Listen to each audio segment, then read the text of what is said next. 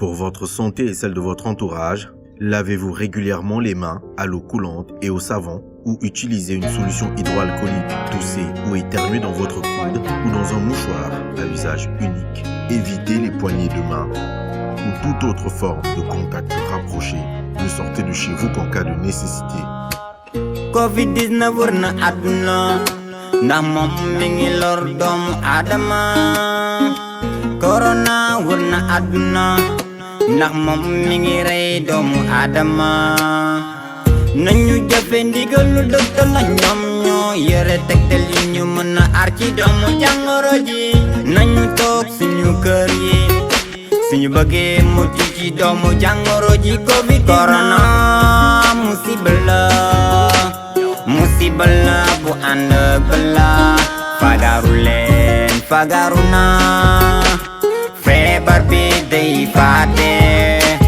Jëlal sa matuwaay nga la bu ko caaxaane feebar bi day rey. Del raxasoog saabu mooy sa karange ndax feebar bi day lor. Jógal jóg naa kee jóg nga jóg ñu ànd xeex corona.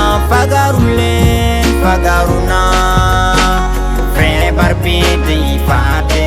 Dafay faate dafay faate dafay faate dafay faate.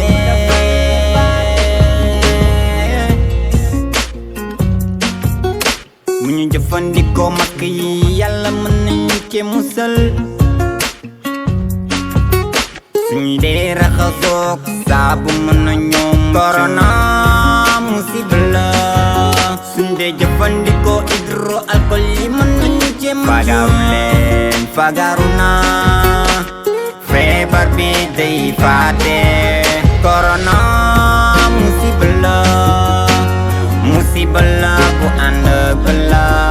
Fagaru leen fagaru naa feebar bi day faate. J'en appelle à l'esprit citoyen et patriotique de toutes et de tous. Limitons nos déplacements. Évitons les rassemblements de quelque nature qu'ils soient. Il y va de notre propre santé et de notre propre vie et de la vie de nos familles et de nos communautés. Mobilisons-nous, mes chers compatriotes.